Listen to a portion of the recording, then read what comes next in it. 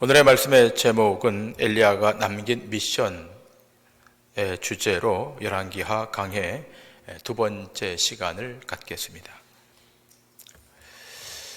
우리가 어려서부터 교회에서 배운 성경의 내용 중에 기억이 가장 남는 장면들 중에 몇 손가락에 들어갈 내용이 오늘 본문입니다.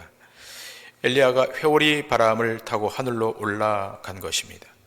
그리고 엘리야의 능력을 엘리사가 갑절을 원했고 또 그 능력을 받기 위해서 엘리사가 끝까지 엘리야를 따라가서 그 능력을 받았다라고 하는 기록입니다.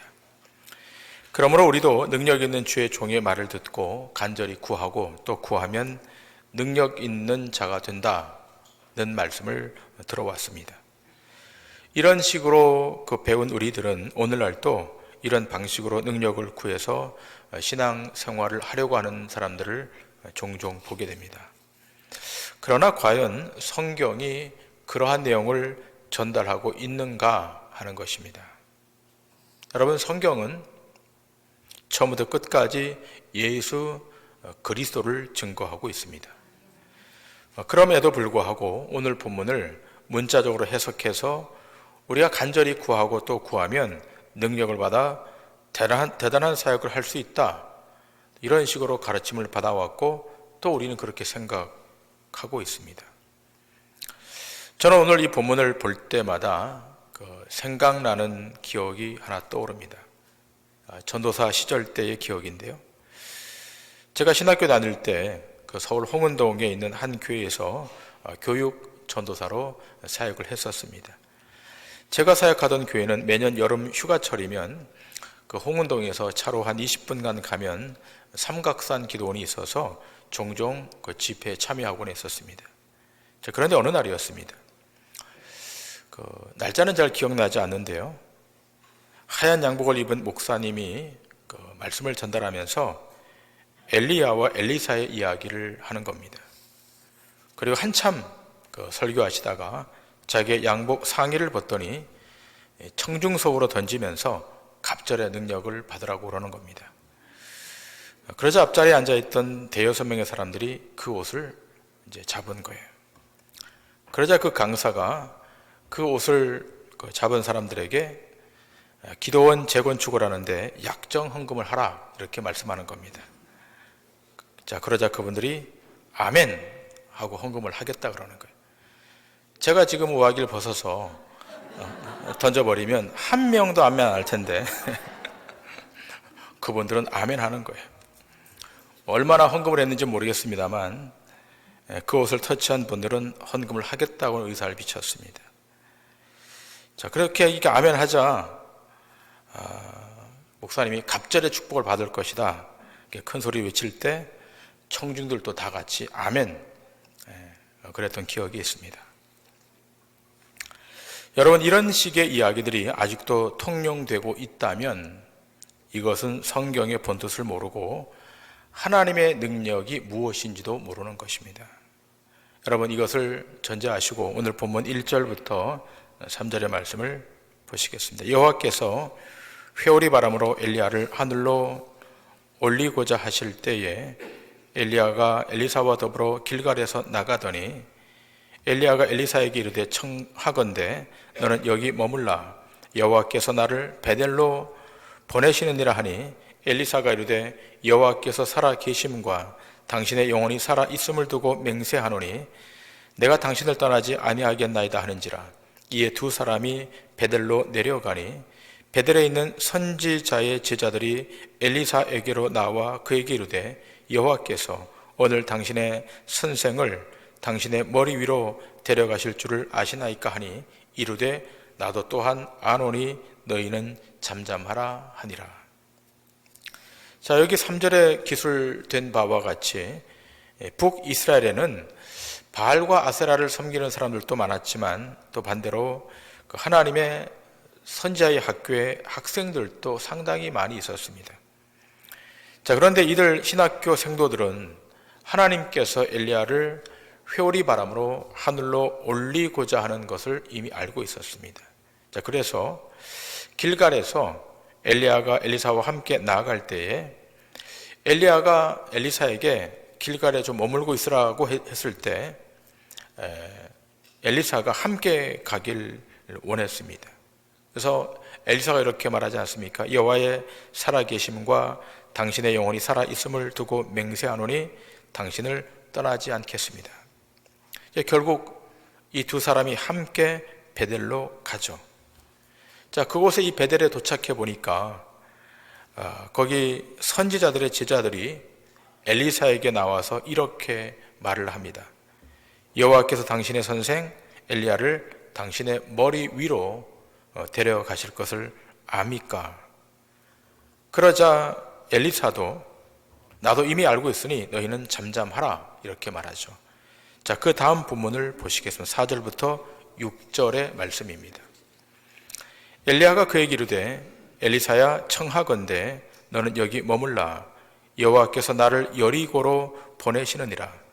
엘리사가 이르되 여호와께서 살아 계심과 당신의 영혼이 살아 있음을 두고 맹세하노니 내가 당신을 떠나지 아니하겠나이다 하니라.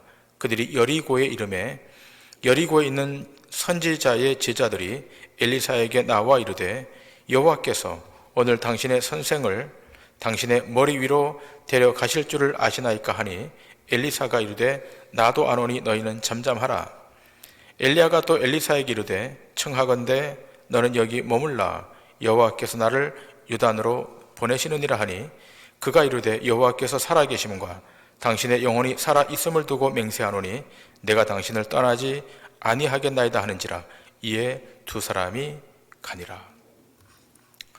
여러분, 지금 제가 읽은 이 본문에 어떤 특징이 있습니까? 자, 앞에 읽은 본문 1절부터 3절까지의 패턴은 같습니다만 자, 오늘 이 본문 4절부터 6절까지의 장소가 달라지고 있습니다. 자, 베델에서 여리고로 간다고 하면서 엘리사를 떼놓으라고 그러죠. 그러나 엘리사는 같은 말로 떠나지 않겠다 그럽니다. 자, 다시 본문 6절을 보십니다. 엘리야가 또 엘리사에게 이르되 청하건대 너는 여기 머물라 여호와께서 나를 요단으로 보내시느니라 하니 그가 이르되 여호와께서 살아계심과 당신의 영혼이 살아있음을 두고 맹세하노니 내가 당신을 떠나지 아니하겠나이다 하는지라. 이에 두 사람이 가니라. 자, 같은 패턴이 지금 반복되고 있죠. 이제 장소가 이제 여리고에서 이제 요단으로 바뀝니다. 자, 7절부터 11절 말씀. 선지자의 제자 50명이 가서 멀리 서서 바라보매 그 두 사람이 요단가에 서 있더니 엘리야가 겉옷을 가지고 말아 물을 치매 물이 이리저리 갈라지고 두 사람이 마른 땅 위로 건너더라. 건너매 엘리야가 엘리사에게 이르되 나를 네게서 데려감을 당하기 전에 내가 네게 어떻게 할지를 구하라. 엘리사가 이르되 당신의 성령이 하시는 역사가 갑절이라 내게 있게 하소서 하는지라. 이르되 네가 어려운 일을 구하는도다. 그러나 나를 네게서 데려가시는 것을 네가 보면 그 일이 네게 이루어지려니와 그렇지 아니하면 이루어지지 아니하리라 하고 두 사람이 길을 가며 말하더니 불수레와 불말들이 두 사람을 갈라놓고 엘리야가 회오리 바람으로 하늘로 올라가더라. 여러분, 우리가 잘 아는 내용 아니겠습니까? 자, 그런데 정말로 이 내용을 잘 알고 계십니까? 우린 이 말씀을 보면서 제가 앞에서 든 예와 같이 자신이 대단한 능력을 받아서 하나님의 일을 좀 멋지게 해보려고 하는 마음이 있죠. 하나님이 제게 능력을 좀 부어주시면 그 능력을 갖고 멋있게 하나님의 일을 좀 해보고 싶습니다. 자, 그런데 그것은 성경이 탐심이라고 규정해요. 우린 지금 이 기술된 말씀을 볼 때 성경이 무엇을 증거하고자 하는지를 알고서 이 말씀을 봐야 됩니다. 그렇지 않으면 성경의 본뜻, 핵심적 교훈을 다 놓치게 돼요.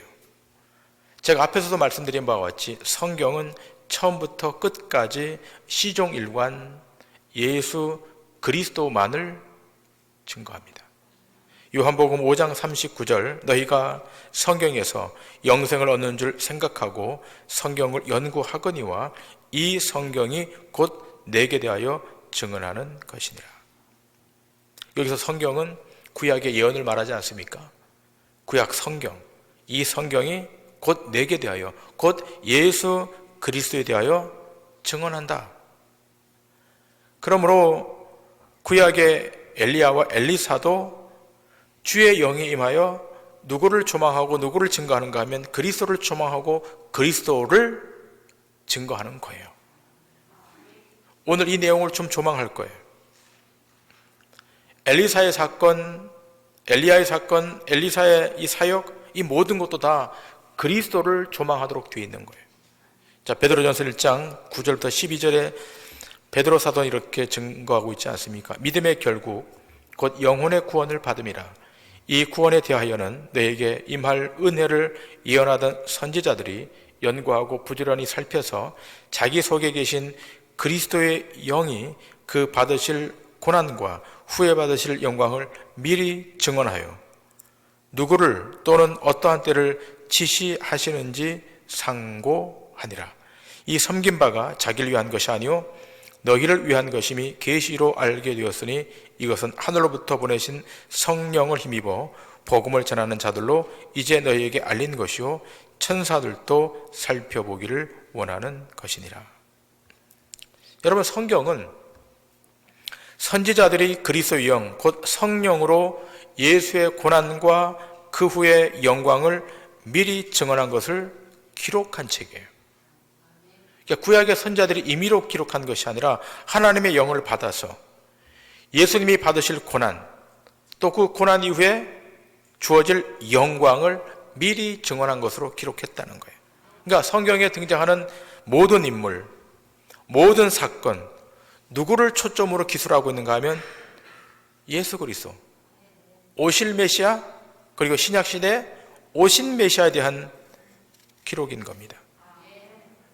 그러므로 엘리야와 엘리사도 당연히 그리스도를 증거하는 일로 초점이 모아지고 있습니다. 자, 그러면 어떻게 그리스도를 증거하고 있는가? 오늘 이 부분을 조금 더 깊게 생각하도록 하겠습니다. 자, 먼저 우선 장소를 봅니다. 이 장소의 이동이 오늘 말씀의 키입니다. 제일 처음 출발한 장소가 길갈입니다. 여기 스크린에 지도가 올라오고 있는데요. 여러분이 아시다시피 길갈은 이스라엘 백성들이 출애굽해서 광야 40년을 지난 다음 요단강을 건너가서 가장 먼저 진쳤던 곳이 길갈입니다.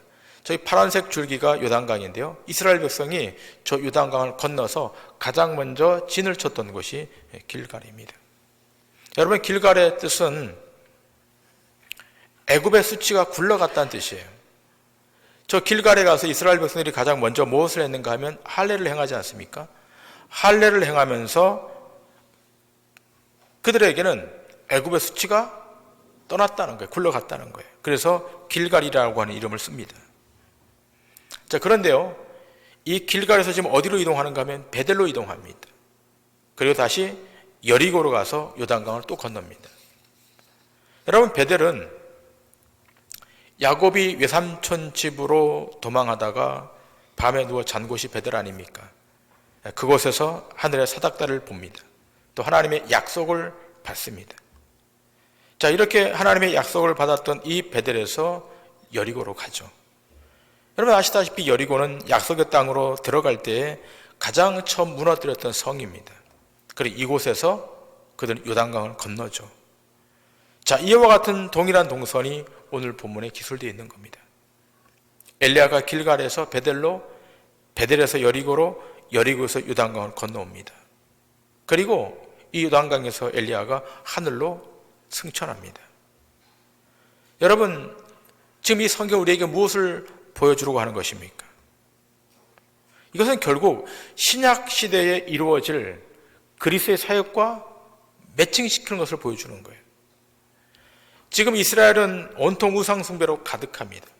자, 그런 이 우상 숭배가 가득한 이곳에 하나님의 영이 엘리야에게 임하죠. 하나님의 영이 엘리야에게 임해서 엘리야가 이 사명을 감당하다가 요단강을 건너가 승천하죠. 동일합니다. 예수님이 이 땅에 오셨지 않습니까? 3년간의 공생의 사역을 거치고 요단강에서 침례를 받으시고 그리고 승천하십니다. 엘리야의 승천을 통해서 예수님의 승천이 예표되고 있는 것입니다. 자, 예수님이 베들레헴에서 태어나죠. 태어났지만 헤롯이 아기들을 죽이니까 애굽으로 피신 가십니다. 헤롯이 죽고 나서 어디에서 사시는가 하면 나사렛에서 사시죠. 자, 이 모든 일들은 다 성경에 기록된 예언을 이루는 차원에서 이루어지고 있습니다. 자, 예수님께서 공생애를 시작하시면서 복음을 전했지만 본토에 살면서 아브라함의 후손이라고 했던 자들은 예수님을 다 배척해요. 자, 그때 침례 요한이 복음을 증거하죠. 예수님의 오실 메시지를 전달하죠. 그랬던 침례 요한이 옥에 갇혀서 투옥됩니다. 그러자 예수님이 갈릴리로 가십니다. 자, 이 갈릴리로 가셔서 메시지를 선포하십니다. 마태복음 4장 12절부터 17절까지입니다. 예수께서 요한이 잡혔음을 들으시고 갈릴리로 물러가셨다가 나사렛을 떠나 스불론과 납달리 지경 해변에 있는 가버나움에 가서 사시니 이는 선지자 이사야를 통하여 하신 말씀을 이루려 하심이라. 일러스되 스불론 땅과 납달리 땅과 요단강 저편 해변길과 이방의 갈릴리여, 흑암에 앉은 백성이 큰 빛을 보았고 사망의 땅과 그늘에 앉은 자들에게 빛이 비추었도다 하였느니라. 이때부터 예수께서 비로소 전파하여 이르시되 회개하라, 천국이 가까이 왔느니라 하시더라. 자, 오늘 본문 열왕기 하 2장에 엘리야가 요단강 건너편에서 승천합니다. 자, 그런데 예수님도 요단강 건너편 흑암에 앉은 백성들이 큰 빛을 보게 되었다라고 지금 읽었던 16절에 기록되어 있습니다. 자, 그런데 이렇게 승천한 엘리야가 모세와 함께 예수님을 만나는 사건이 누가복음 9장에 기록되어 있죠. 누가복음 9장 28절 이하입니다. 이 말씀을 하신 후 8일쯤 되어 예수께서 베드로와 요한과 야고보를 데리고 기도하시러 산에 올라가사 기도하실 때 용모가 변화되고 그 옷이 휘어져 광채가 나더라. 문득 두 사람이 예수와 함께 말하니 이는 모세와 엘리야라. 영광 중에 나타나서 장차 예수께서 예루살렘에서 별세하실 것을 말할세. 자, 지금 변화산에서 모세와 엘리야와 예수님이 함께 지금 대화하고 있습니다. 영광 중에 나타나셔서 대화하고 있죠. 자, 그런데 우리 주님이 뭐라고 말씀하는가 하면 예루살렘에서 별세할 것을 엘리야에게 말했다. 이 메시지는 대단히 중요한 메시지입니다. 별세라고 하는 단어가 중요합니다. 이것을 몰랐던 제자들은 너무 좋아서 초막 셋을 짓자 그러죠. 근데 우리 주님이 거절합니다. 그리고 이 제자들을 밑으로 내려가라 그럽니다. 그러면서 우리 주님만 거기 계시고 엘리야와 모세는 없어집니다. 여러분, 엘리야가 승천했습니다. 이 승천은 예수님의 승천을 예표하고 있는 것입니다. 예수님이 승천하시기 직전 지금 이 내용, 세상과 결별하는 이 별세에 대한 내용, 이것이 오늘 말씀의 중요한 키워드입니다. 변화산에 함께 동행했던 제자들이 밑으로 내려갔습니다. 그리고는 주님께서 엘리야에게 말했죠. 내가 세상과 별세할 거라고. 이것이 오늘 제자들에게, 오늘 이 시대를 살아가는 모든 인생들에게 주어지는 미션입니다. 이 땅에 사는 모든 백성들은, 모든 하나님의 백성들은 세상과 별세해야 되는 거예요. 결별해야 되는 겁니다. 세상에 매이는 존재가 신자가 아닌 거예요.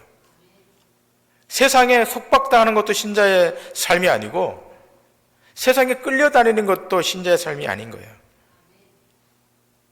예수님의 마지막 사역이 별세였다면 신자의 궁극적인 삶의 사역도 별세인 것입니다. 우리는 남겨준 이 미션을 붙들고 이 사역을 감당해야 될 의무가 있는 것입니다.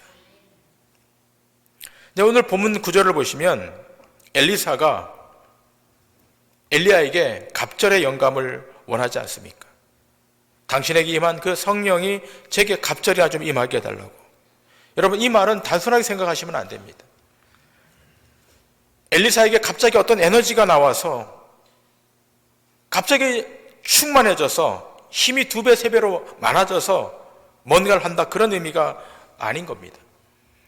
여러분, 우리가 열왕기 상을 봤지만 끊임없이 엘리야는 북이스라엘의 왕들에서 핍박을 받았습니다. 특별히 아합 왕에게 엄청난 핍박을 받았습니다. 그러면서 이 핍박 중에 엘리야가 요단강에서 승천하지 않습니까? 자, 그러니까 지금 엘리사가 갑절의 영감을 원했던 것은 그의 스승 엘리야가 고난의 길을 갔는데 나도 그 고난의 길을 가고 싶은데 갈 힘이 없다는 거예요. 그 고난의 잔을 내가 마셔서 그 길을 가야 되는데 갈 힘이 없으니까 하나님께서 내게 성령을 부어달라고 요청하고 있는 거예요. 여러분, 이 갑절이라고 하는 것은 장자의 몫이 갑절이, 히브리어 성경에 보면 갑절이라고 하는 단어의 뜻은 장자의 목입니다. 여러분, 이스라엘의 장자는 혈통의 서열보다 희생하는 자가 장자 아니겠습니까? 여러분, 이스라엘의 12지파 기억하시죠? 그 12지파 가운데 제일 장자는 누굽니까? 르우벤입니다. 르우벤이 혈통상 장자이지만 그가 희생의 시기에 희생하지 않을 때 하나님께서 르우벤을 제쳐놓습니다. 그때 유다가 그 희생에 참여하니까 결국 하나님께서 유다를 장자로 세우십니다. 그 우리 주님이 어느 지파를 통해서 이 땅에 오십니까? 유다 지파를 통해서 오시는 거예요. 여러분, 우리 교회 1층 출입구에 그 광고판에 보시면 그 계보도가 기록되어 있는데요. 한번 보십시오. 누구 지파를 통해서 우리 주님이 오시는가? 마찬가지로 북이스라엘에 수많은 제자들이 있지만 엘리사만이 자신의 스승 엘리야가 간 그 희생의 길을 가겠다는 거예요. 고난의 길을 가겠다는 거예요. 여기에 대해서 엘리야가 10절에 이렇게 대답을 하죠. 열왕기하 2장 10절, 이르되 네가 어려운 일을 구하는도다. 자, 이 말은 성령이 갑절이나 역사하는 그것이 어렵다는 말이 아니라 하나님의 성령이 임해서 가는 그 사명의 길, 그 미션을 받은 그 길을 가는 길이 어렵다는 거예요. 이 어려운 길을 과연 내가 갈 수 있겠느냐라고 엘리야가 엘리사에게 반문하는 형태인 겁니다. 자, 그러면서 엘리야가 이런 말을 하죠. 자, 10절을 다시 보시면, 그러나 나를 내게서 데려가시는 것을 내가 보면 그 일이 내게 이루어지려니와 그렇지 아니하면 이루어지지 아니하리라 하고 중요한 내용을 말하고 있습니다. 하나님께서 나를 데려가는 것을 내가 보면 그 일이 다 이루어지는 것이지만 네가 보지 못하면 이루어지지 아니한다. 여러분, 좀 쉽게 풀어 쓴 성경 새번역 성경으로 다시 한번 제가 봉독하겠습니다. 엘리야가 말하였다. 너는 참으로 어려운 것을 요구하는구나. 주님께서 나를 너에게서 데려가는 것을 네가 보면 내 소원이 이루어지겠지만 그렇지 않으면 그것이 이루어지지 않을 것이다. 여러분, 요약하면 이렇습니다. 엘리야 말이 이런 거예요. 하나님께서 나를 너로부터 분리시켜 데려가는 것을 내가 보면 너의 소원이 이루어질 것이지만 그걸 보지 못하면 이루어지지 않을 것이다. 오늘 이 지점이 가장 중요한 지점입니다. 사역은, 미션의 수행은 사람과 사람이 연대해서 하는 것이 아니라 미션을 받은 사람이 하나님의 인도와 하나님의 도움을 받고 하나님의 주도하심 앞에 순종함으로 그것이 이루어짐을 말씀하고 있는 것입니다. 여러분, 엘리사 입장에서는 능력 있는 스승 엘리야가 같이 있으면 얼마나 좋겠습니까? 그 능력의 후광을 덧입어서 사역을 하면 얼마나 쉽겠습니까? 근데 엘리야가 말하는 거예요. 주님께서 나를 데려가는 것을 내가 봐야 하고 너는 너에게 맡겨진 일을 사람과 함께 그 일을 감당하는 것이 아니라 하나님의 성령이 너한테 올 때, 하나님의 능력이 너한테 올 때 너는 그 사명을 감당할 것이다. 사람의 힘으로 되는 것이 아님을 지금 말하고 있는 거예요. 모든 하나님의 일은 사람의 능력으로 되는 것이 아니에요. 여러분, 요한복음 16장에 보시면 예수님이 이렇게 말씀을 하세요. 요한복음 16장 7절과 8절입니다. 그러나 내가 너에게 실상을 말하노니 내가 떠나가는 것이 너에게 유익이라.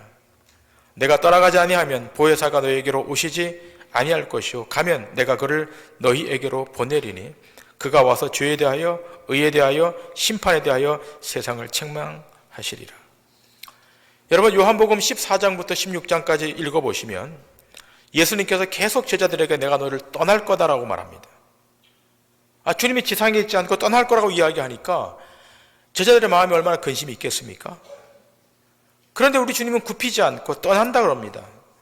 내가 떠나야 성령이 오시게 떠나는 것이 너에게 유익이다. 여러분, 지금 우리가 본문으로 보고 있는 열왕기하 이 본문의 엘리야와 엘리사의 이야기가 예수님의 사역의 이야기와 다르지 않아요. 같아요. 구약의 선지자들이 하나님의 영에 임해서 예수님이 앞으로 어떤 일을 하실 것인가를 성경에 기록한 바와 같이 마찬가지로 하나님의 일은 주의 성령을 받은 주의 종들이 그 사명을 감당하는 거예요. 하나님의 일은 하나님의 성령으로 하나님이 주권적으로 그 일을 감당하도록 하시는 거예요. 근데 여기서 주목할 것은 엘리야가 요단강을 건넜다는 거예요. 무엇을 상징하고 있는 것입니까?